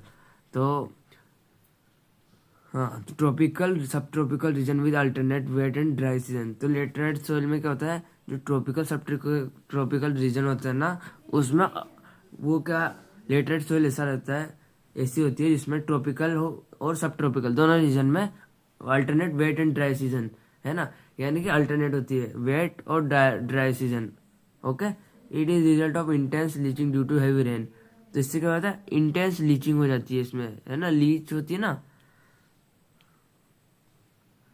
लीचिंग, है ना, तो ज़्यादा बारिश के कारण इसमें इंटेंस लीचिंग हो जाती है। एसिडिक इन नेचर, अब लेटरेट सोइल कैसी एसिडिक इन नेचर होती है, यानी कि इसकी जो क्या कहते हैं पीएच है ना, वो क्या होती है 7 से कम होती है ना, लेस देन 7 होती है इसकी। ये भी पूछ सकता है आपसे, है ना, कि वैसे तो नहीं पूछेगा आपसे क्योंकि ये केमिस्ट्री नहीं है, ये है ज्योग्राफी, लेकिन फिर भी एक तरह से देख लो, मैं बता रहा हूँ तो जो pH of laterite soil is less than 7, क्योंकि क्या है एसिडिक है ना। तो occurs in southern state, laterite soil का मिलती है अपन को साउथर्न स्टेट में मिलती है, जैसे कि महाराष्ट्र, उड़ीसा और वेस्ट बंगाल, ये साउथ में। Appropriate technology and techniques can help in growing T and coffee in hilly areas of Karnataka, Kerala, Tamil Nadu. Okay, यानी कि इसमें क्या, अगर अपन अच्छी टेक्निक और टेक्नोलॉजी है तो ये अपन को हेल्प कर सकती है टी और कॉफी, चाय और कॉफी उगाने के लिए। कब, कहाँ पे, हिली एरियाज में, है ना, पहाड़ी एरियाज में ऑफ कौन से एरिया। अब टी और कॉफी का है, ये आपको याद होना चाहिए, आपके एग्रीकल्चर वाले चैप्टर में बताया होगा आपको ज्योग्राफी के, है ना, मैं बता दूंगा आपके ज्योग्राफी में आएगा कि कौन से कहाँ है। वैसे तो आपको पढ़ाया दिया होगा, तो उसमें आपको बताया होगा कर्नाटका, केरला, तमिलनाडु, यहाँ टी और कॉफी मिलते हैं, है ना। तो यहाँ पर है ना अपने पास अप्रोप्रिएट टेक्नोलॉजी है, अपनी हेल्प कर सकती है टी और कॉफी ग्रो करने में, कौन सी एरिया में, हिली एरिया में। ओके, अब अपने इधर एक इम्पोर्टेंट चीज है, उसे देखना आप। Red laterite soil in Andhra Pradesh, Tamil Nadu are suitable for cashew nut, है ना। अब देखो, वैसे तो अपन ने येलो लेटराइट सोइल के बारे में अभी तक इतना पढ़ा है ना। तो जो रेड है ना, रेड लेटराइट सोइल जो है वो कहाँ मिलती है अपन को, आंध्र प्रदेश में मिलती है और तमिलनाडु में मिलती है।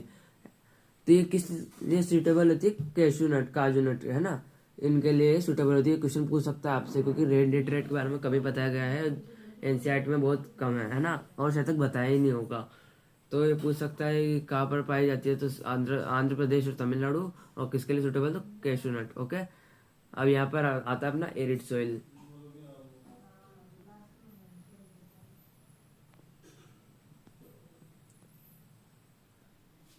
अब बस अपना चैप्टर होने वाला है खत्म। ओके, एरिड सोइल देख लेते हैं। एरिड सोइल अपना मेनली फाउंड इन राजस्थान। तो एरिड सोइल जो है ना, वो कौन सा पार्ट में मिलती है, अपने राजस्थान पार्ट में मिलती है। Red to brown in colour, है ना। तो एरिड सोइल कैसी, रेड या फिर ब्राउनिश कलर की होती है, रेडिश या brownish.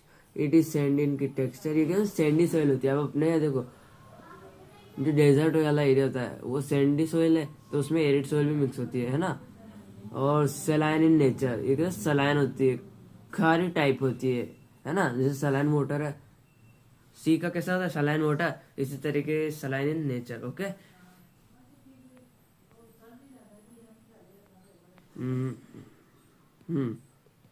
Like humus and moisture, है ना। तो जो एरिड सोइल होती है अपनी, कौन सी सोइल, एरिड सोइल।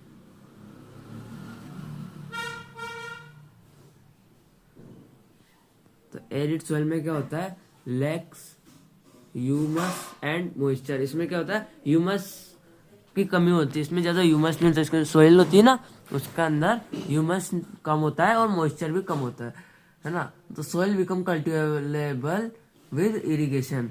तो ये जो सोइल है ये कल्टिवेबल हो जाती है, यानी हाँ, इसमें अपन कल्टीवेट कर सकते हैं इरिगेशन के साथ, है ना, क्योंकि इसमें इतना ज्यादा वाटर नहीं होता है, क्योंकि मॉइस्चर नहीं है, तो मतलब इतना ज्यादा वाटर भी नहीं है। ओके, और क्या चीज कर सकते हैं अपन इसमें, हाँ, तो अब और क्या इसमें, कंकड़ are found in lower horizon due to Ca+ concentration. हाँ, तो यहाँ के कंकड़ मिलते हैं अपन को, कंकड़ सोइल जो होती है ना, कंकड़ आपने पढ़ी होगी। तो यहाँ पर कंकड़ सोइल मिलती है अपन को in the lower horizon due to calcium plus, है ना, कैल्शियम प्लस कंसंट्रेशन की वजह से, है ना। और इसके कुछ फीचर्स हैं, जैसे ये तो आपको पता है, red to brown in colour होती है।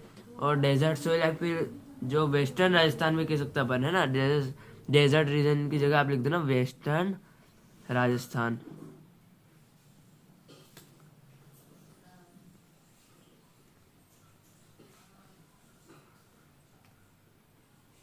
वेस्टर्न राजस्थान लिख सकते हो आप। और क्या लिख सकते हो, हाँ, after proper irrigation it will be cultivable. Okay, और देखते हैं अब अपन फॉरेस्ट सॉइल। तो ये क्या मिलती है अपन को, it is found in mountains. ये क्या मिलती है, माउंटेन्स एरिया पे, या फिर आप कह सकते हो हिली एरिया पे मिलती है ना, दोनों में से कुछ, दोनों, है ना, या तो माउंटेन या फिर माउंटेन और हिली एक ही बात है ना, तो माउंटेन और हिली एरिया पर मिलती है। और it is loamy and silty in valley. तो ये क्या होती है, लोमी होती है और सिल्टी होती है वैली में, and coarse grain in upper slopes, और कोर्स ग्रेन होती है अपर स्लोप्स में। और देखते हैं अपन दिस सोइल एक्सपीरियंस डेन्यूडेशन, है ना, और acidic in nature with low humus. तो ये क्या होती है, एसिडिक सोइल होती है फॉरेस्ट सोइल, और इसमें जो ह्यूमस होता है वो भी कम है। आप देखो इसमें कुछ कुछ बहुत कम कम फीचर दे रखे, और इसमें आपको ज़्यादा याद नहीं होगा, है ना, क्योंकि ये वर्ड्स इतने टफ है। तो मैं कुछ और बता देता हूँ, जैसे कि इसमें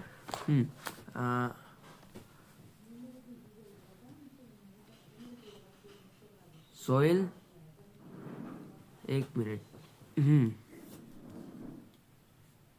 सोइल टेक्सचर्स, आप लिख लेना, ये बहुत इंपॉर्टेंट है और बहुत अच्छे फीचर्स आपको याद हो जाएंगे।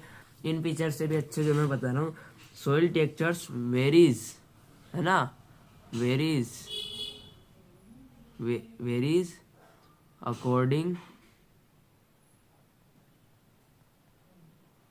अकॉर्डिंग टू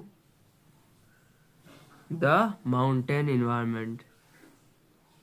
मैं इरेज करने वाला हूँ, है ना, लिख लो, आसान है, ये भी कोई इतना टफ नहीं है।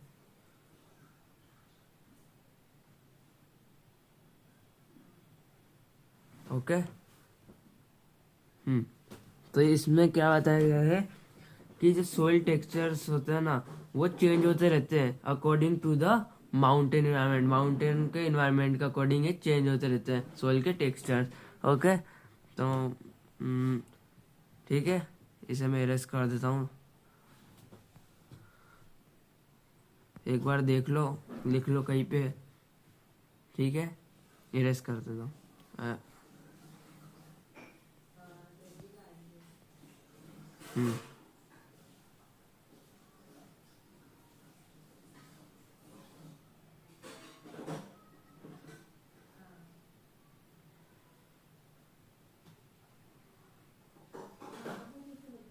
ओके, तो आगे अपन देखते हैं। तो ये जो फॉरेस्ट सोइल होती है ना, तो ये इसमें है mountain vegetation and forest side मिलती है, माउंटेन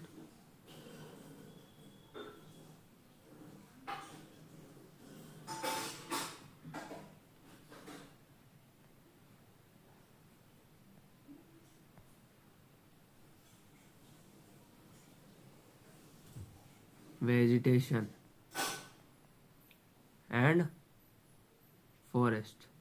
ओके, तो ये कहाँ मिलती है, फर्स्ट माउंटेन वेजिटेशन, यानी कि जब माउंटेन एरिया रहता है ना, और फॉरेस्ट में मिलती है। ओके, तो यहाँ पर बस यही था, है ना, कि हिली एयर माउंटेन एरिया में रहती है। इसका सोइल टेक्सचर है ना, इसके जो सोइल है, सोइल के टेक्सचर है वो माउंटेन के एनवायरनमेंट के अकॉर्डिंग चेंज होते रहते हैं। और माउंटेन वेजिटेशन एंड फॉरेस्ट इसमें होता है ना, फॉरेस्ट सोइल कहाँ मिलती है, मतलब ये माउंटेन वेजिटेशन और फॉरेस्ट में।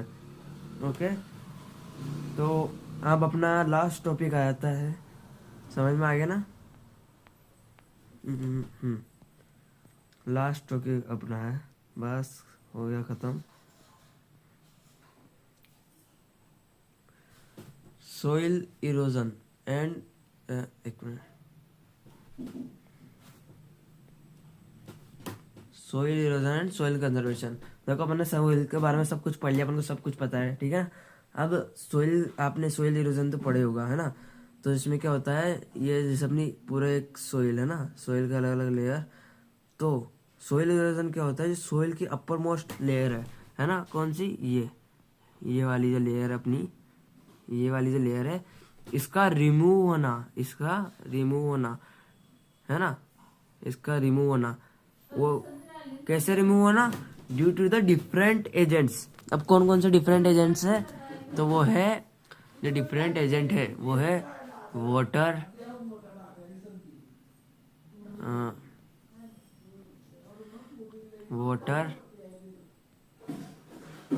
विंड एटसेट्रा, है ना, यानी कि वाटर विंड्स है ना, और देखो तो कौन से, एक और है, कौन सा है, ग्लेशियर,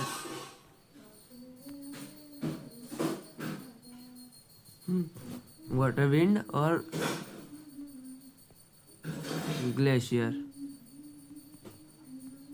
ओके, तो सोइल का इरोजन ना डिफरेंट एजेंट्स के साथ, है ना, कौन कौन से एजेंट, वाटर विंड या फिर ग्लेशियर की वजह से सोइल का इरोजन होना, है ना, इसी के कहते हैं सोइल का अपर लेयर का हटना, है ना, तो इसी के कहेंगे हम सोइल इरोजन। और सोइल कंजर्वेशन में क्या हुआ, सोइल को बचाना, किससे, सोइल इरोजन से, है ना, सोइल कंजर्वेशन में सोइल को बचाना, है ना। तो अब सोइल इरोजन देख लेते अपन पहले, सोइल और सोइल कंजर्वेशन में ये चीज भी आती है, अगर इसमें होगी तो मैं बता दूंगा कि डिफरेंट जो अपन केमिकल्स पेस्टिसाइड लेते हैं उन्हें यूज में ना करना, ताकि जिससे भी सोइल के न्यूट्रिएंट्स बने रहे, अच्छे रहे, जिससे सोइल अच्छी रहे। सोइल इरोजन के अपने 2 टाइप्स है, सोइल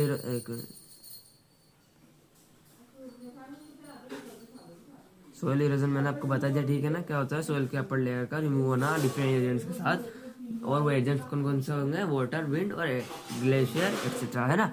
तो अब इसके 2 टाइप्स है सोइल इरोजन के, एक तो गली इरोजन और एक शीट इरोजन, 2 टाइप्स है ना।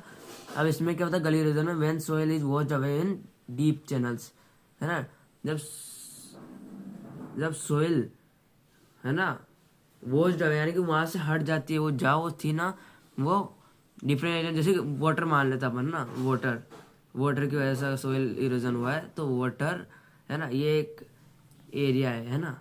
अब यहाँ पर वाटर की वजह से क्या हुआ, सोइल हट गई उस जगह से, है ना, तो सोइल इज वॉश्ड अवे यानी कि बहुत ज्यादा पानी आया, जिसकी वजह से सोइल वहां से हट गई, बह गई, है ना।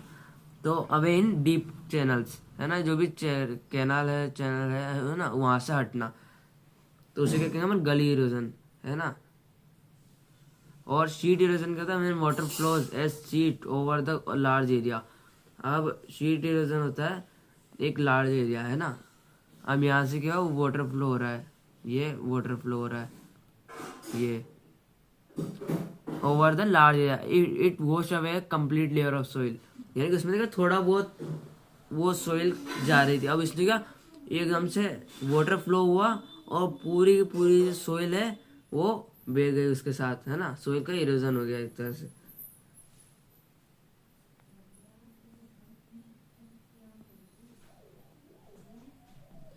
ठीक है, और देखते हैं अब अपन सोइल इरोजन क्या होता है, मैंने आपको बता दिया, removal of soil cover and subsequent washing down of top soil यानी अपनी, है ना, ह्यूमस, मेन देखो ह्यूमस, यानी कि ह्यूमस का रिमूव होना, है ना। Land after gully erosion become unfit for cultivation known as bad land, है ना, यानी कि वो लैंड जहाँ पर इरोजन हो चुका है ना, वो भी कौन सा, गली इरोजन हो चुका है, तो वो क्या हो जाता है, अनफिट फॉर कल्टीवेशन, वो कल्टीवेशन के लिए सुटेबल नहीं रहता, फिर उस पर कल्टीवेशन नहीं हो सकता, है ना। और फिर उससे क्या कहते हैं, बेड लैंड। अब बेड लैंड क्या होता है, मैंने आपको बताया था शायद तक, कि जहाँ पर अपन खेती वेती नहीं कर सकते वो क्या होता है, बेड लैंड होता है ना। इन चंबल बेसिन, जो चंबल बेसिन है वहां पर बेड लैंड्स को क्या कहते हैं अपन, राविन्स कहते हैं ना। इन बेडलैंड्स को क्या कहते हैं, जहाँ पर ऐसी ह्यूमस की टॉप लेयर हट जाती है ना, डिफरेंट ये वाटर की वजह से, तो उसे क्या कहेंगे अपन, राविन्स। ओके, अपन देखते हैं अब, हाँ, defective method of farming also cause soil erosion is ploughing in wrong way, है ना। अब प्लाउइंग क्या होती है, ये अपना खेत है ना, क्या है अपना खेत, यहाँ पर ऐसे रो बना रखे अपन, है ना, तो अपन क्या करते हैं, सोइल को पलटते हैं, जिससे वो न्यूट्रिएंट्स उसके ऐसे उथल पुथल होकर हर जगह फैल सके। ओके, तो अपन क्या करते हैं, सोइल को से उथल पुथल करते हैं। तो अपन अगर सही मेथड से, मतलब सही तरीके से अगर उसे उथल पुथल यानी कि प्लाइंग नहीं करेंगे, तो इससे क्या होगा, सोइल इरोजन होगा। क्योंकि वो सोइल अगर एक जगह इकट्ठी हो गई तो वहां से एयर या फिर वाटर की वजह से वो इरोजन होता रहेगा। और अगर सही मात्रा में सही जगह अगर वो पहुंच गई तो फिर इरोजन नहीं होगा। ठीक है ना? ठीक है, आगे देखते हैं। अब आता है, देखो अब सोइल कैसे इरोजन हो रहा है वो तो अपने को पता चल गया। अब उसे बचाए कैसे, है ना? तो क्या होता है, counter प्लाइंग। प्लाइंग along the counter lines can decelerate the flow of water down the slopes, है ना?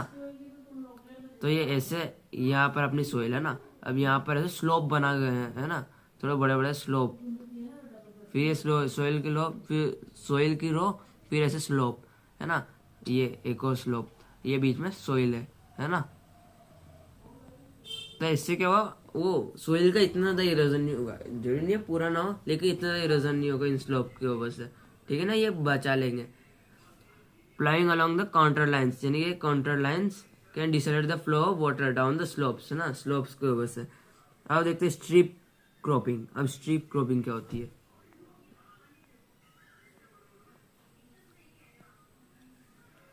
Strip of grass to be grown between the crops.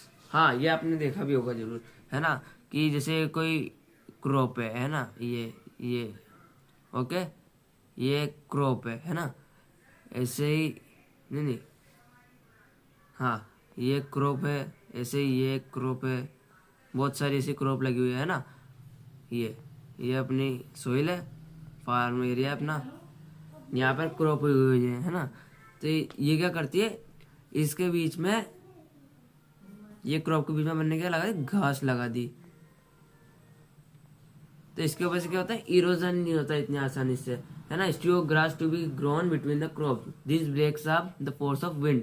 इससे क्या होता है, विंड का फोर्स कम लगता है, ऐसा नहीं है बिल्कुल कम हो जाता है, लेकिन विंड का फोर्स कम होता है। क्योंकि सोइल, देखो पहले तो सिर्फ ये 3 ये थे प्लांट्स, है ना, जिन्होंने ये क्या कर रहा था, सोइल को ऐसे जकड़ रखा था, है ना, पकड़ रखा था, ग्रैब कर रखा था। अब क्या हो गया, ये ग्रासेस भी हो गया। अब ग्रास तो कितनी सारी है, जो उन्होंने भी क्या कर रखा, उनकी भी छोटी छोटी रूट्स है, उन्होंने भी क्या कर रखा, ग्रैब कर रखा।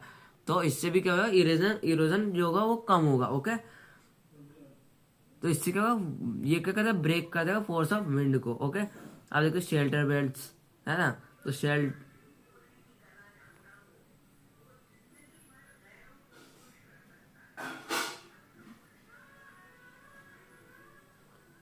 अब शेल्टर बेल्ट्स क्या होता है ना, तो क्या होता है, planting lines of trees to create shelter, है ना। अब अपन क्या करते हैं, लाइन्स ऑफ ट्रीज, है ना, ऐसे लाइन बनाते हैं ट्रीज की, है ना, टू क्रिएट शेल्टर, एक शेल्टर बनाने के लिए। This helps in stabilising sand dunes, है ना।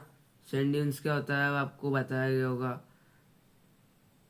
जब एक पर्टिकुलर एरिया, जैसे कोई एरिया है ना, यहाँ पर बहुत सारी सोइल है, ये सोइल, अब ये सोइल का इरोजन के थ्रू उड़ेगी, है ना, जैसे एयर के थ्रू उड़ी या वाटर के थ्रू, तो क्या उड़ उड़ के और एक जगह इकट्ठी हो जाएगी यहाँ पर। ये जैसे यहाँ पर सोइल हो गई, है ना, तो इससे क्या बड़े बड़े पहाड़ बन जाएंगे सोइल के, है ना। इसे क्या कहता है, सोइल ड्यून्स कहेंगे इसे, है ना। तो स्टेबलाइजिंग सैंड ड्यून्स, इससे क्या सैंड ड्यून्स नहीं बनेंगे, शेल्टर बेल्ट्स के। Planting lines of trees to create a shelter, है ना, ट्रीज की लाइन्स प्लांट करने से एक जगह सेंटर, वो जैसे हमने बहुत सारे ट्रीज, बड़े बड़े ट्रीज अपन ने यहाँ प्लांट कर दिए, जैसे, और फिर बीच में यहाँ पर अपनी अपनी क्रॉप है ना, यहाँ क्रॉप है, और फिर वापस मैंने ट्रीज लगा दिया। इधर बता देता हूँ, ये अपना ट्री, फिर अपनी क्रॉप, फिर ट्री, फिर क्रॉप, और फिर ट्री, है ना। तो इससे क्या हुआ कि ये ना, planting lines of trees to create shelter, इससे क्या हो जाएगा, शेल्टर भी बन जाएगा उनके ऊपर। और क्या होगा, help in stabilising sand dunes, इससे क्या होगा, सोइल का इरोजन नहीं होगा और सैंड ड्यून्स नहीं बनेंगे। सैंड ड्यून्स है ना, टीले, है ना, मिट्टी के टीले। देखते हैं आगे, ठीक है ना। बस ये देखो, और ये अपना चैप्टर हो गया कंप्लीट। देखो अब अपन इसके एक्स्ट्रा क्वेश्चंस करेंगे, है ना, बहुत सारे क्वेश्चन है अपने पास, अच्छे अच्छे सैंपल पेपर के हैं, तो वो अपन करेंगे अगली वीडियो में। ओके, तो अब तक के लिए, आज के लिए बस इतना ही काफ़ी है। ठीक है, मिलते हैं अगली वीडियो में।